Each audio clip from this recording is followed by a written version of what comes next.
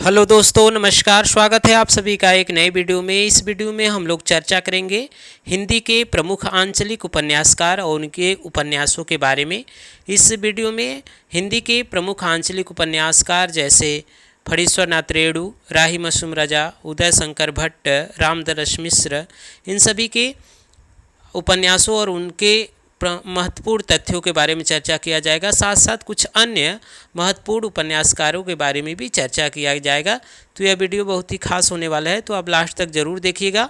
अगर चैनल में नए हैं तो लाइक, सब्सक्राइब, शेयर जरूर करिएगा। चलिए शुरू करते हैं। इसमें जो पहले उपन्यासकार हैं वह हैं फणीश्वर नाथ रेणु। फणीश्वर नाथ रेणु को आंचलिक उपन्यासकार माना जाता है और इनके उपन्यास सही अर्थों में आंचलिक उपन्यास है और इन्हें प्रथम परिपक्व आंचलिक उपन्यासकार माना जाता है और इन्हें हिंदी का सर्वश्रेष्ठ आंचलिक उपन्यासकार माना जाता है।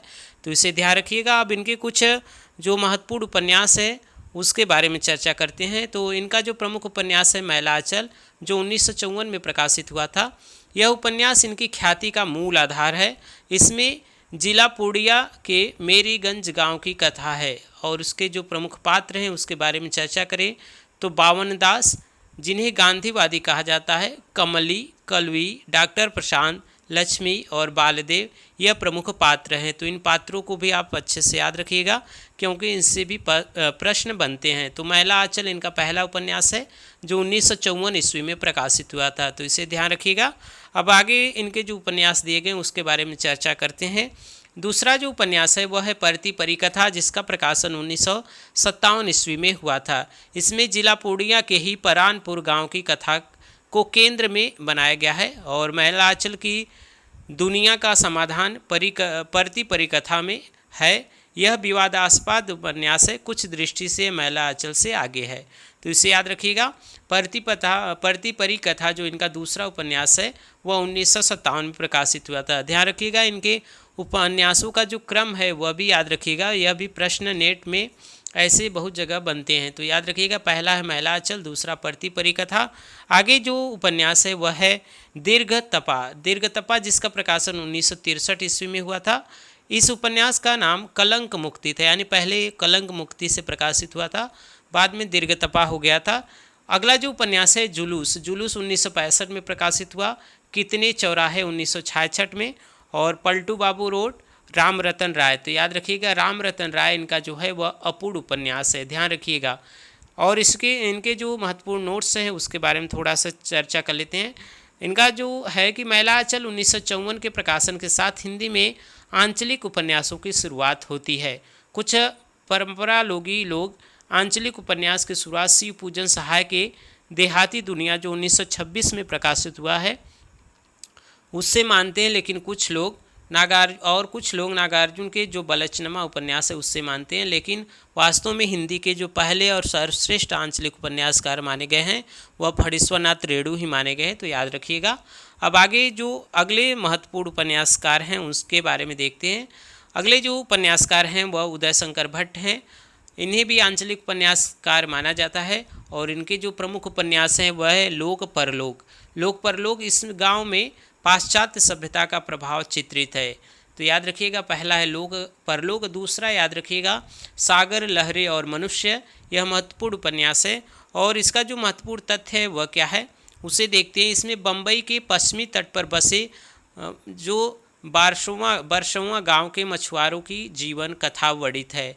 इनके प्रमुख पात्र हैं रत्ना, डॉक्टर पांडुरंग। तो याद रखिएगा सागर, लहरें और मनुष्य, इसको याद रखिएगा। अगला जो इनका उपन्यास है वह है शेष अशेष। तो याद रखिएगा शेष अशेष, इसमें साधुओं की असाधुता का वर्णन है। तो उदय शंकर भट्ट का जो उपन्यास है शेष अशेष, इसमें साधुओं की असाधुता का वर्णन है। अगला जो इनका उपन्यास है एक नीड़ दो पंछी, वह जो मैंने देखा और नए मोड़। तो इन सभी को आप याद रखिएगा। अगला जो महत्वपूर्ण उपन्यासकार माने जाते हैं आंचलिक उपन्यासकार वे हैं राही मासूम रजा। राही मासूम रजा को आंचलिक उपन्यासकार माना जाता है।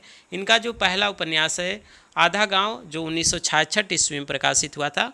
यह सिया मुसलमानों की ज़िंदगी पर लिखा गया पहला उपन्यास है। याद रखिएगा सिया मुसलमानों की ज़िंदगी पर लिखा गया पहला उपन्यास है।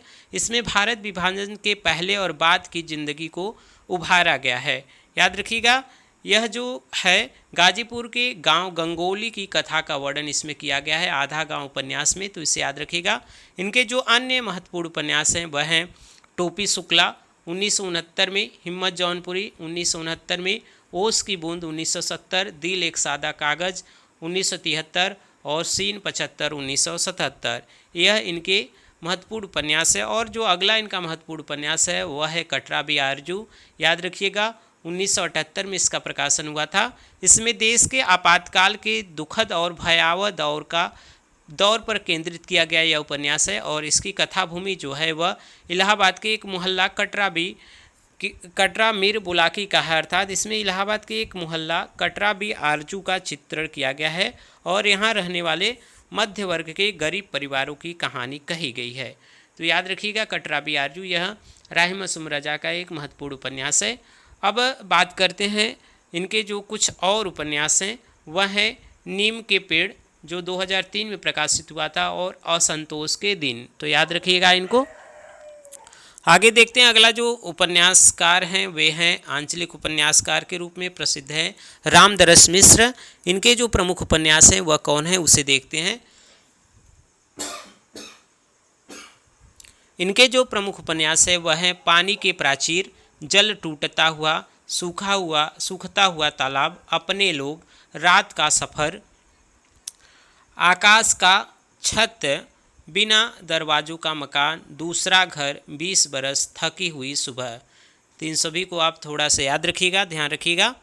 चलिए देखते हैं अगले जो उपन्यासकार हैं वे विवेकी राय हैं, जिन्हें हिंदी का आंचलिक उपन्यासकार माना जाता है। वे विवेकी राय हैं और इनके प्रमुख उपन्यास है बबुल जो 1964 ईस्वी में प्रकाशित हुआ था। यह गाजीपुर जनपद के पूर्वांचल के मजदूर पर केंद्रित है और इसमें जो प्रमुख पात्र हैं वह संतोष कुमार त्रिवेदी, सुराज और जानकीनाथ। तो याद रखिएगा विवेकी राय का जो बबुल उपन्यास है वह 1964 ईस्वी में प्रकाशित हुआ था।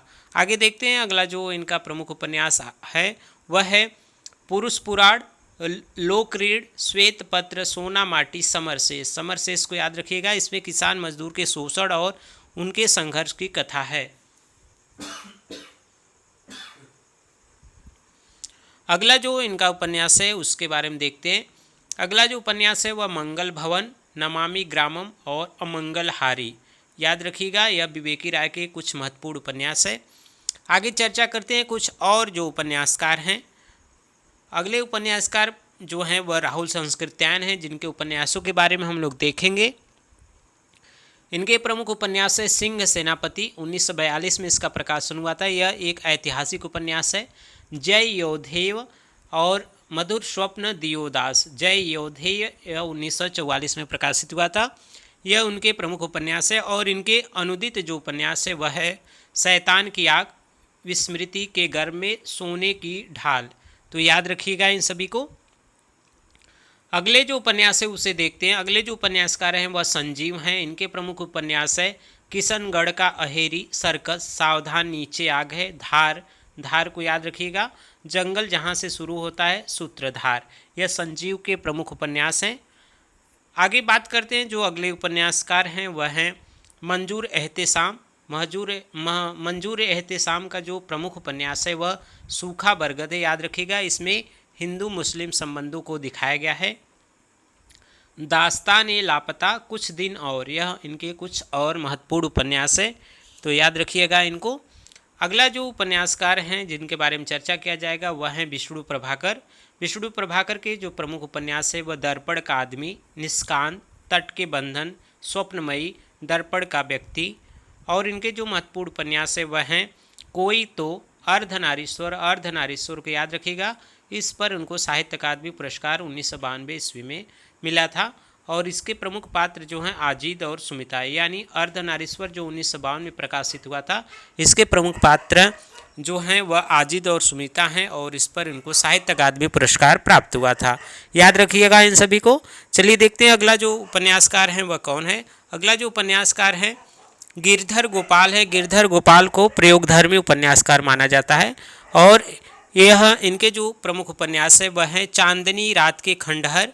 चांदनी रात के खंडहर याद रखिएगा, इसमें 24 घंटों की जिंदगी का विश्लेषण किया गया है। इसके नायक बसंत हैं। अगला जो प्रमुख उपन्यास इनका है कंदील और कुहासे। इसमें बेकार युवक की दर्दनाक मौत की कहानी है। अगला जो उपन्यास है एक प्यासा तालाब। तो याद रखिएगा इन सभी को गिरधर गोपाल के प्रमुख उपन्यास हैं। आगे जो बात करेंगे वह कुछ जो और महत्वपूर्ण उपन्यासकार हैं, जैसे लक्ष्मीकांत वर्मा। इनका जो उपन्यास है खाली कुर्सी की आत्मा, तेरिकोटा। यह याद रखिएगा, तेरिकोटा यह एक इटालियन शब्द है जिसका अर्थ है मिट्टी के खिलौने। अगले जो उपन्यास हैं इनके एक कटी हुई जिंदगी, एक कटा हुआ कागज, मुंशी रायजादा। तो याद रखिएगा अगले जो उपन्यासकार हैं वह हैं भारत भूषण अग्रवाल। उनके जो प्रमुख उपन्यास है लौटती लहरों की बांसुरी। भारत भूषण अग्रवाल के जो उपन्यास है लौटती लहरों की बांसुरी।